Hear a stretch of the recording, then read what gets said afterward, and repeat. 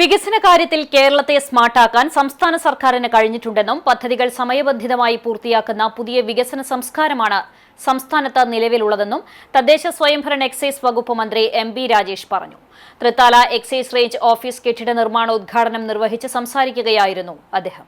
Thrithala government college 8,60,00,000 KIIFB fund 1.5 കൊല്ലം കൊണ്ട് പണി, ബ്ലോക്കും വലിയൊരു ബ്ലോക്കിന്റെ പണി പൂർത്തിയാക്കി 1.5 കൊല്ലം. അതുപോലെ തൃത്താല ആശുപത്രി വേറൊരു ഉദാഹരണമാണ്. 12.5 കോടിയുടെ കെട്ടിടം ഞാൻ തന്നെയാണ് കല്ലിട്ടത്. അന്ന് ആരോഗ്യമന്ത്രി പറഞ്ഞു ഞാൻ എന്തായാലും ഉദ്ഘാടനത്തിൽ വരാം. ഇനിയിപ്പോൾ ഉദ്ഘാടനത്തിൽ ഇപ്പോൾ വരാൻ പറ്റുന്ന സ്ഥിതി എല്ലാ ആരോഗ്യമന്ത്രിക്കെന്നുള്ള അറിയാലോ. ഇതാ ഇപ്പോൾ ഉദ്ഘാടനം നടക്കാൻ പോവാണ്. കല്ലിട്ട സർക്കാരിന്റെ കാലത്ത് തന്നെ ഉദ്ഘാടനം നടക്കുക എന്ന അപൂർവതയല്ല ഇപ്പോൾ, അത് സർവ്വസാധാരണമായി മാറി. കൃത്യസമയത്ത് പദ്ധതികൾ പൂർത്തിയാക്കി നാടിനെ ആധുനികവത്കരിക്കാൻ സർക്കാരിന് സാധിച്ചതായി മന്ത്രി കൂട്ടിച്ചേർത്തു. മയക്കുമരുന്ന് മാഫിയക്കെതിരെ വിട്ടുവീഴ്ചയില്ലാത്ത പോരാട്ടം നടത്തുന്ന കേരളത്തെ അപകീർത്തിപ്പെടുത്താൻ ചില കേന്ദ്രങ്ങൾ വ്യാജ പ്രചരണം നടത്തുന്നുണ്ട്.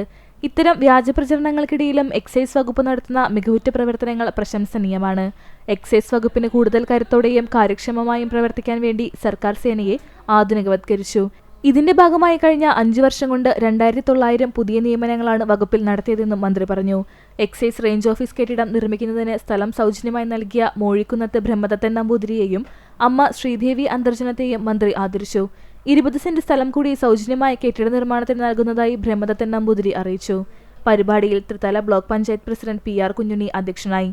Enforcement additional ex commissioner S Devamanohar, joint excise commissioner S Krishnakumar, ജില്ലാ deputy excise commissioner P K. Satheesh, KSCOA സംസ്ഥാന ട്രഷറർ K.R. അജിത്, KACSA ജില്ലാ സെക്രട്ടറി V.P. മഹേഷ്, വാർഡ് മെമ്പർമാർ, ഉദ്യോഗസ്ഥർ തുടങ്ങിയവർ പങ്കെടുത്തു.